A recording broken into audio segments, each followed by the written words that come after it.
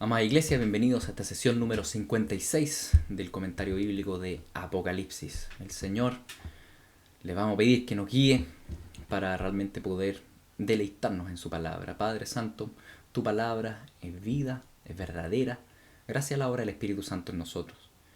Queremos maravillarnos, Señor, en tu venida y poner la mirada en las cosas de arriba y realmente amar la venida del Hijo del Hombre, de Jesucristo. Gracias, Señor, porque tu plan es perfecto, es eterno y se va a completar, tal cual como está escrito. Porque, Señor, es más fácil que desaparezca el universo a que no se cumpla una sola tilde de tu palabra. Te damos gracias por este tiempo de estudio, en el nombre de Jesús. Amén. Bien, hemos llegado al versículo 14 del capítulo 14. Les recuerdo que en la primera sección, primero los 144.000 están ahí con Cristo, contentos, ¿no es cierto? Después tenemos la sección de los tres ángeles que proclaman ya la venida de la ira de Dios, ¿no es cierto? Y dictaminan que el ser humano debe glorificar a Dios, que cayó la gran Babilonia con el cumplimiento de las 70 semanas y el juicio a los que se colocan la marca. Y por otro lado, los bienaventurados que son aquellos que son excluidos de este mundo por no colocarse la marca. Y así llegamos finalmente a lo que tanto esperamos, la venida de Cristo. Una vez más ejemplificada de manera muy bella, muy poética, muy apocalíptica en este capítulo 14.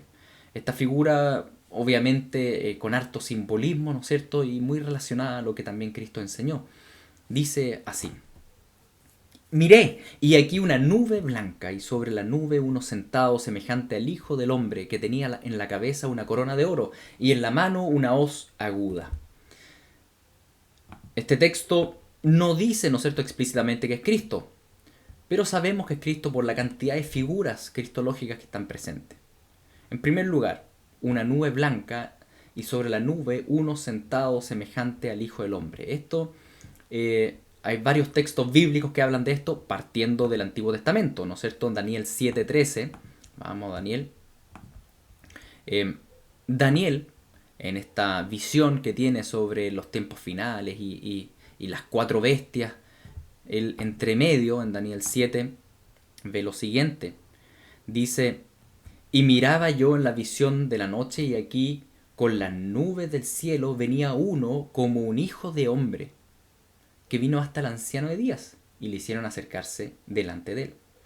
Aquí entonces vemos que Cristo, el Hijo del Hombre, llega ante el trono de Dios. ¿Sí? Va subiendo. Desde el punto de vista de los apóstoles, ellos lo vieron para arriba y vieron que él ascendió y desapareció en una nube. Desde el punto de vista del cielo, el Hijo del Hombre llega en una nube y llega ante el trono de Dios. Pero después los ángeles le dijeron a los apóstoles: asimismo va a volver Jesucristo. ¿Por qué? Porque una vez que llega ante el trono de Dios, dice que le fue dado dominio, gloria y reino para que todos los pueblos, naciones y lenguas le sirvieran. Y su dominio es dominio eterno, que nunca pasará. Y su reino uno que no será destruido.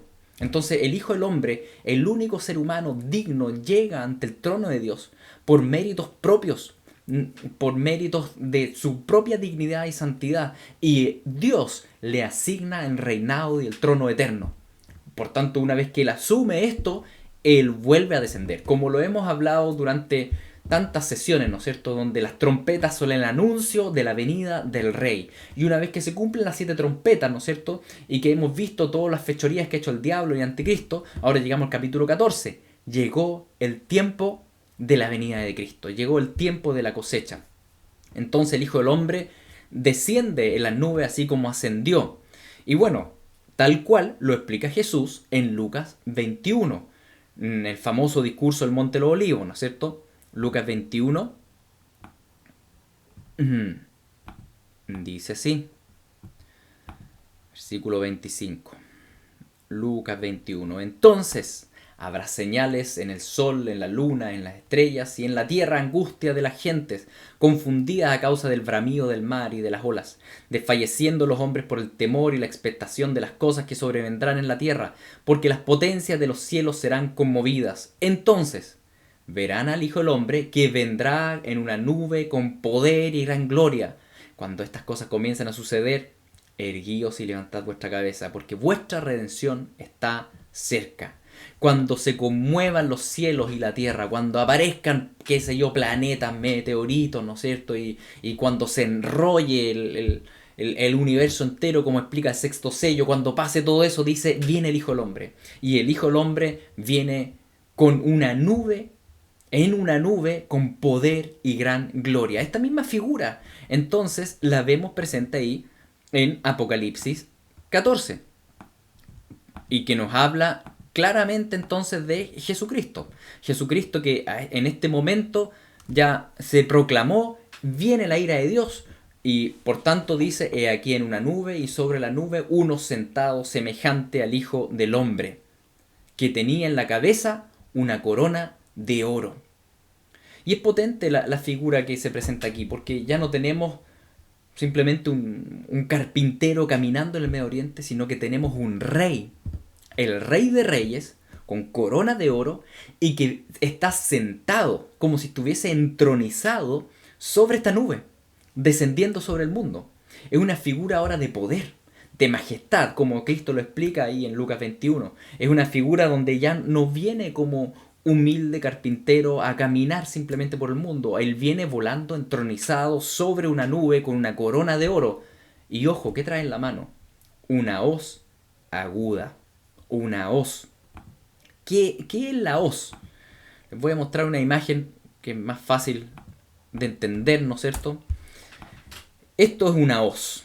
Una hoz es un instrumento metálico que se ocupaba para cosechar. Actualmente están las trilladoras, entonces ya no se ocupa la hoz, pero la hoz es este instrumento afilado que se ocupa para cosechar el trigo o la cizaña. Depende qué es lo que hay ahí en el campo. Y esta hoz afilada, entonces cuando dice que viene con una hoz afilada, en realidad está haciendo una directa alusión a qué? A que viene a cosechar, viene a la siega. También eso se llama segar cuando están ahí cortando el trigo. Esto Cristo lo habló así, tal cual, en Marcos 4, 24. Lo dijo de esta manera. Vamos a Marcos 4, 24.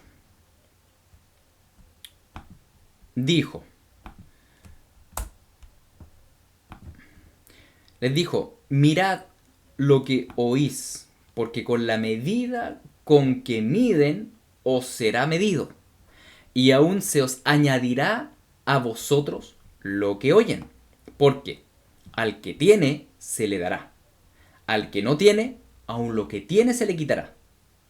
Decía además, así es el reino de Dios, como cuando un hombre echa semilla en la tierra, y duerme y se levanta de noche y de día, y la semilla brota y crece sin que él sepa cómo. Porque de suyo lleva fruto la tierra, primero hierba, luego espiga, después grano, lleno en la espiga. Y cuando el fruto está maduro, enseguida se mete la hoz, porque la siega ha llegado. Fíjense este texto como Jesús dice, ojo, ojo, miren cómo están viviendo la vida, porque de acuerdo a como ustedes miden a otros, yo los voy a medir a ustedes. En otros textos dice, con la medida que ustedes miden, si es misericordia, misericordia. Si es juicio, juicio. Al que tiene, se le dará. ¿Al que tiene qué? Al que tiene fe en Cristo se le dará. Al que no tiene, aún lo que tiene se le quitará. El que no está en Cristo, todo lo que tiene se le quitará. Todo lo que buscó tener uniéndose al sistema del mundo y a la marca de la bestia, todo se le va a quitar. ¿Cuándo? Cuando venga Cristo. ¿Y haga qué? Meta la hoz y comience la siega. Cuando ya mete la hoz, la siega ha llegado. ¿Y cuándo mete la hoz? Cuando el fruto está maduro. ¿Y cuándo está maduro el fruto? Bueno, en este punto de la historia de Apocalipsis, el fruto ya está maduro. Está maduro tanto respecto a la impiedad de la cizaña y también a la santidad y justicia del trigo. Por tanto, va a tener dos implicancias la siega. Una implicancia que es positiva para algunos, que es muy negativa para otros. Así también lo explica el texto de Mateo 13. Mateo 13, 24. Donde ya es un poco más explícito gracias a la pregunta de los discípulos. Dice así, le refirió otra parábola diciendo, el reino de los cielos es semejante a un hombre que sembró buena semilla en el campo. Pero mientras dormían los hombres, vino su enemigo y sembró cizaña entre trigo y se fue. Y cuando salió la hierba y dio fruto, entonces apareció también la cizaña. Vinieron entonces los siervos del padre, familia, y dijeron: Señor, ¿no sembraste buena semilla en tu campo? ¿De dónde pues tienes cizaña? Y él les dijo: un enemigo ha hecho esto. Y los siervos le dijeron: ¿Quieres pues que vayamos y la arranquemos? Él dijo: no. No sea que al arrancar la cizaña arranquéis también con ella el trigo. Dejad crecer juntamente lo uno y lo otro hasta la siega.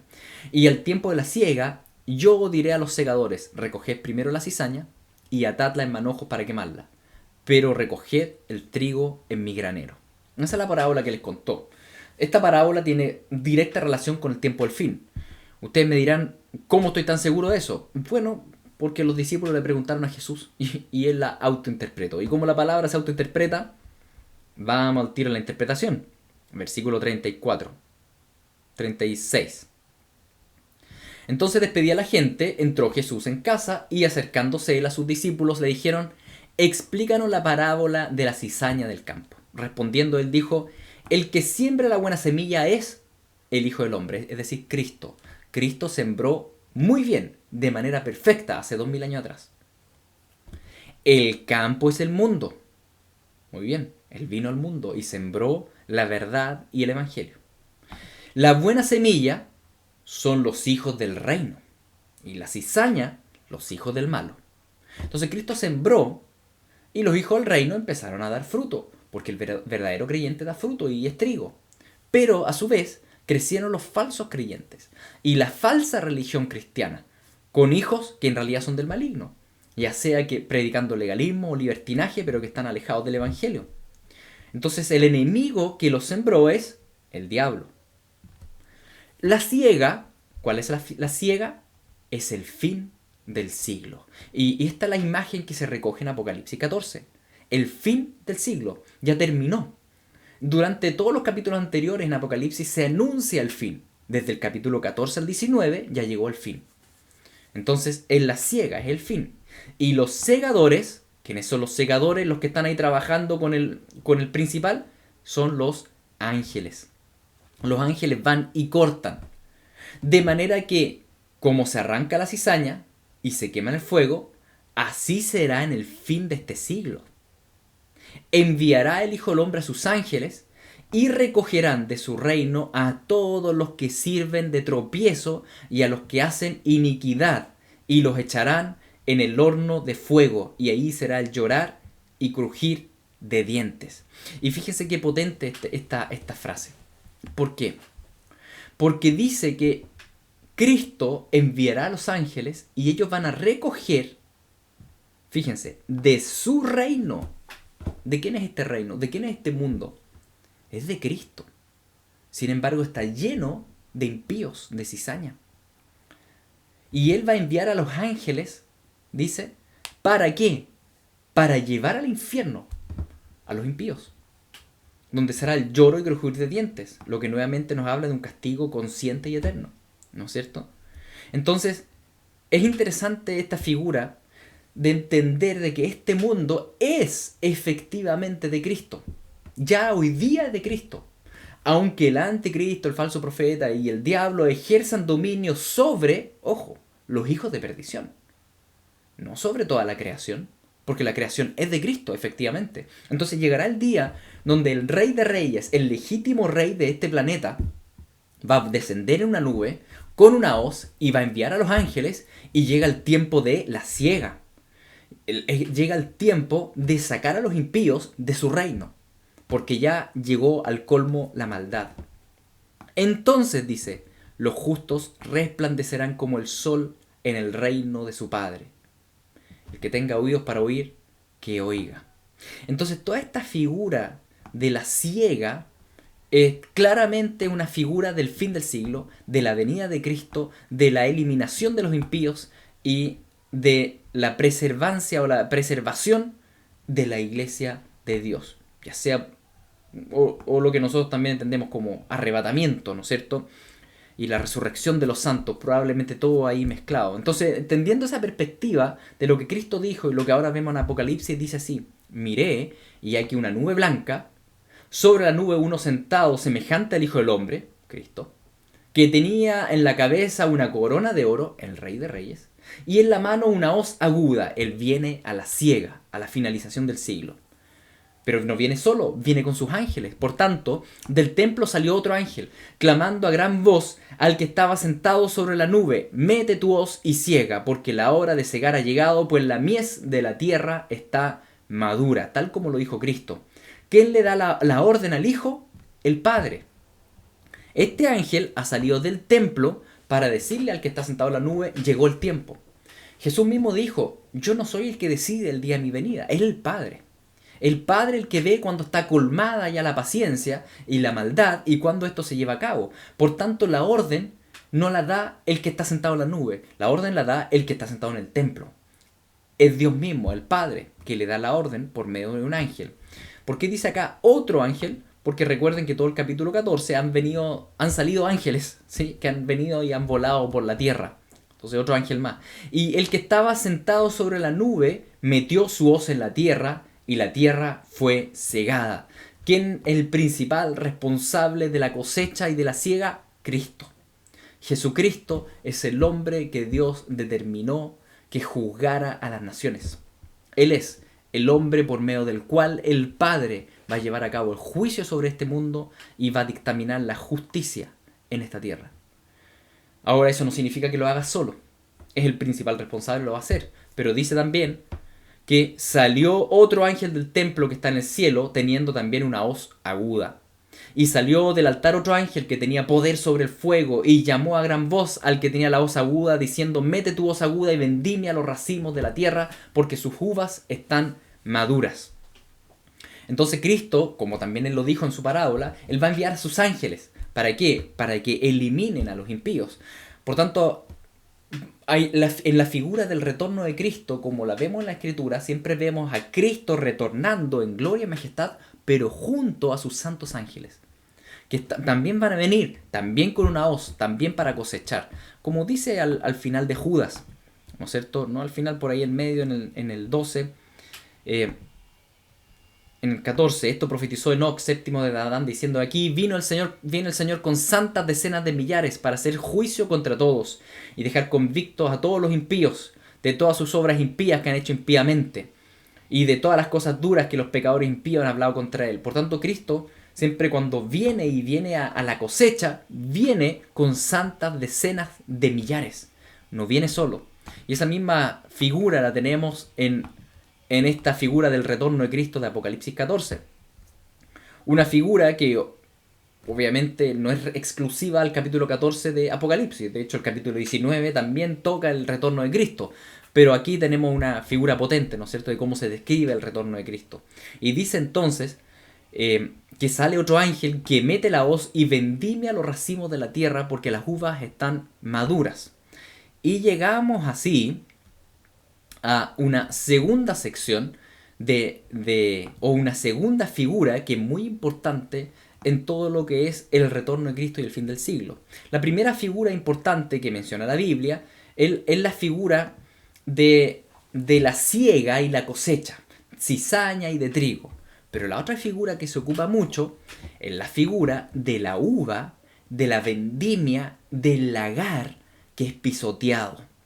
Y para explicarlo un poco nuevamente le voy a mostrar una imagen.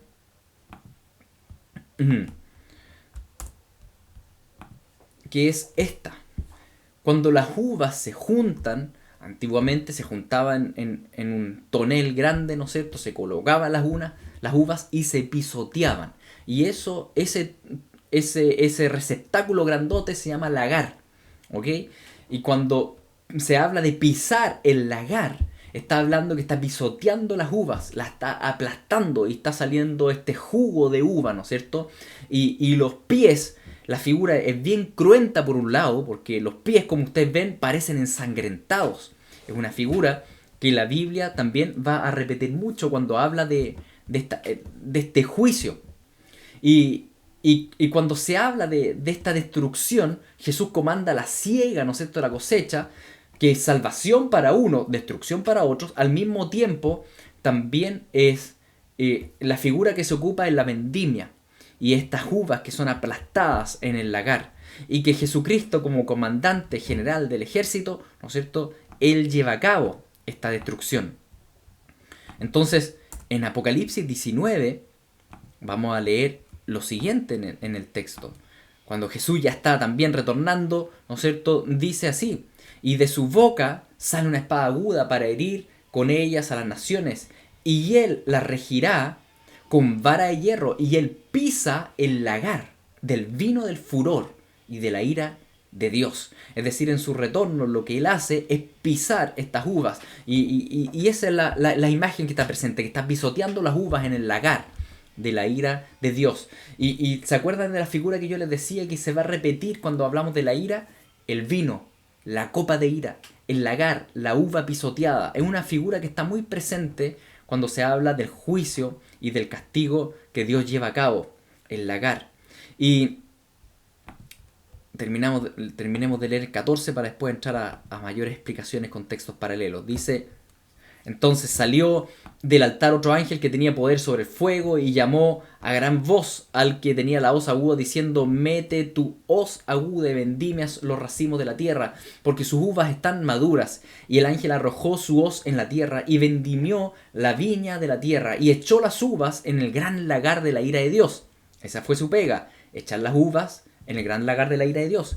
Y fue pisado el lagar fuera de la ciudad, y del lagar salió sangre hasta los frenos de los caballos por 1600 estadios. ¿Quién pisa el lagar? Vimos en Apocalipsis 19 que el que pisa definitivamente el lagar es Cristo mismo. ¿Por qué dice fuera de la gran ciudad? O fuera de la ciudad, probablemente una referencia a Jerusalén. ¿Y por qué dice 1600 estadios, que son más o menos 300 kilómetros? Porque esa es la extensión de Israel. Por tanto, aquí tenemos una figura muy probable del Armagedón, de la batalla final. De Cristo enfrentándose al anticristo con todas las huestes del anticristo y Jesús viniendo con sus ángeles y su iglesia. ¿A qué? A pisar el lagar. Porque ¿quién va a ganar la batalla? Claramente Cristo. Y va a haber tanta sangre, dice ahí, que va a llegar hasta los frenos de los caballos, es decir, 1 metro y medio de sangre por un territorio de 300 kilómetros. Va a ser una devastación plena de los enemigos en el furor de la ira de Dios.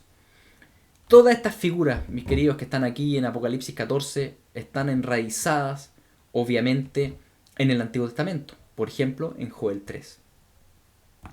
Vamos a ir a Joel 3.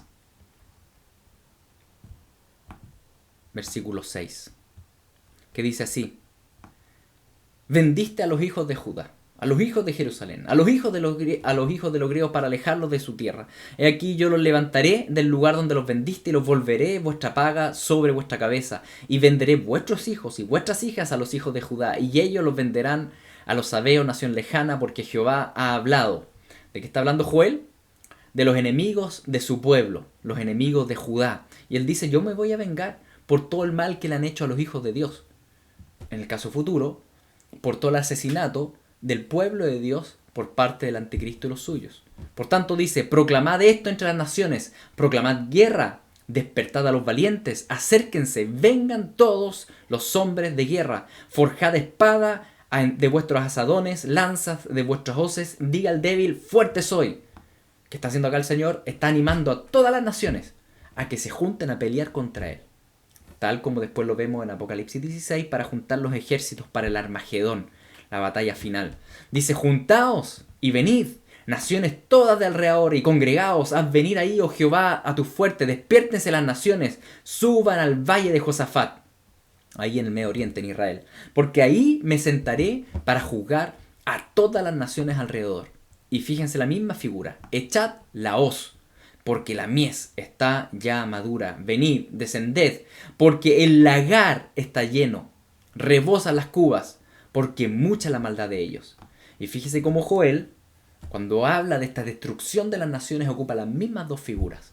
La siega, echa la hoz, y la vendimia, el lagar está lleno. Muchos pueblos en el valle de la decisión, porque cercano está el día de Jehová en el valle de la decisión. El sol y la luna se oscurecerán, y las estrellas retraerán su resplandor, y Jehová rugirá desde Sión, y dará su voz desde Jerusalén, y temblarán los cielos y la tierra, pero Jehová será la esperanza de su pueblo y la fortaleza de los hijos de Israel. Es decir, en aquel día, de alguna manera, los ejércitos del mundo van a estar reunidos ahí en el Medio Oriente. En aquel día el cielo, ¿no es cierto?, la luna se oscurecerá y las potencias de los cielos serán conmovidas. En aquel día vendrá Cristo con hoz para pisar el lagar, para cosechar y cegar la tierra, para pisar el lagar del vino del furor de Dios. ¿Y qué pasar? ¿Y qué va a pasar? Y conoceréis que yo soy Jehová vuestro Dios, que habito en Sión mi santo nombre, y Jerusalén será santa, y extraños no pasarán más por ella. Cuando esto suceda, mis queridos, esa batalla final, llegó el tiempo, llegó el minuto y el segundo del reinado eterno de Cristo pleno en este planeta que es suyo y que en este momento ha sido muy paciente al permitir que los impíos disfruten de él. Por tanto, esta historia que Apocalipsis 14 cuenta de una manera también, ¿no es cierto?, con muchos símbolos, todos estos símbolos están arraigados en la profecía del Antiguo Testamento. Y cuando hablamos de estas dos figuras, entonces, de la siega y la vendimia, esto tiene implicancias, mis queridos, en toda la narrativa de la historia de salvación. Porque cuando uno cosecha el trigo, ¿qué es lo que sale? Harina. Con la harina se hace el pan. Cuando uno pisa las uvas, ¿qué sale? Jugo de uva. ¿Y qué se hace con jugo de uva? Se hace vino. Por tanto, aquí también hay dos implicancias importantes. La cosecha, el pan. La vendimia, el vino. El pan y el vino. El pan y el vino que nosotros tenemos en Cristo. El pan que nos da vida. Cristo es el pan de vida. El vino que da alegría. Cristo es nuestra alegría. Pero que a su vez representa la sangre derramada. Y estas figuras de cosecha y de vendimia nos recuerdan el Evangelio y la gracia de Dios. Porque resulta que tú, yo, éramos cizaña y debíamos ser quemados. Tú y yo debíamos tomar la copa de ira del furor de Dios. ¿Pero quién lo hizo? Jesús. Su carne fue partida como el pan. Su carne fue partida bajo los latigazos de hierro de los romanos. Su carne fue partida con esa lanza que atravesó su costado. Su sangre fue vertida. Él tomó la copa de la ira de Dios en tu lugar. Él tomó la copa. Y su sangre fue vertida para que tú no tengas que tomar la copa de la ira y para que tu sangre no sea vertida en juicio de Dios. Por tanto, en este acto de cosechar y tenernos como trigo y de resguardarnos, la verdad es que vemos también la gracia del Señor, que nos permite que Cristo sea nuestro pan y nuestro vino, y que Cristo se haya llevado la ira y nosotros nos llevemos la victoria. Eso, mis queridos, debe hacernos alegrar. Por tanto, estas mismas figuras de cosecha y de vendimia, por un lado son terribles para el impío, para aquel que es rebelde al reinado de Cristo. Sí, son terribles, pero al mismo tiempo son una alegría. Y quiero mostrarles la siguiente imagen para que entendamos también estas implicancias. Aquí tenemos una vendimia. La vendimia, en realidad, si bien hasta ahora toda la connotación ha sido terrible, en lo concreto la vendimia es un tiempo de alegría. Fíjense en la cara de esta niña que está ahí bailando sobre las uvas y me gusta esta foto. Hay una pareja ahí bailando sobre las uvas en el lagar. O tenemos una niña chiquitita ahí, ¿no es cierto?, que está también pisando el lagar y está contenta. Porque claro, desde la perspectiva de abajo, mis queridos, desde la perspectiva terrenal, desde la perspectiva humana, el pisar el lagar es algo terrible. Significa ser uvas, ¿no es cierto?, que explotan y perecen para siempre. Pero desde la perspectiva de arriba, desde la perspectiva de los hijos de Dios y del cielo, es un tiempo de gran alegría. Porque finalmente el Señor va a sacar a los malos. Piensa en este planeta, es de Él. Es de Él.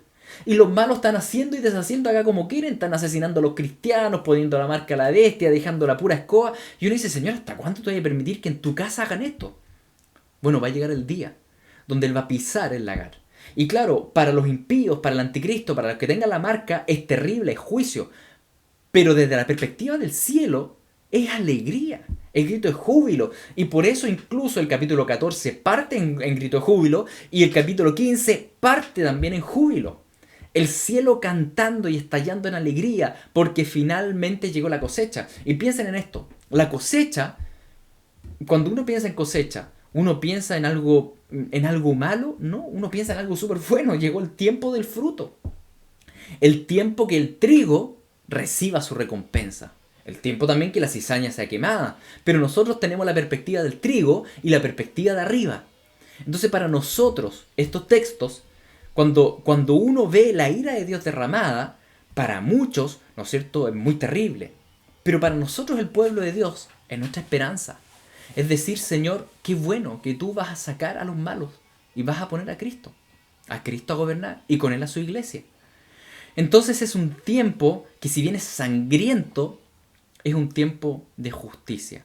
Y tal vez una figura podría ser algo así. Piense en alguien que comete un asesino múltiple, que comete diversos crímenes, que ha asesinado a mujeres y las ha violado, ¿no es cierto? Y ha traficado esclavitud infantil y ha hecho realmente puras aberraciones. Y llega delante el juez. Y el juez saca la hoz y dice: tú vas a la horca o vas a la decapitación. Para esa persona, para ese asesino múltiple, es terrible. Llegó el tiempo de que el lagar va a ser pisado.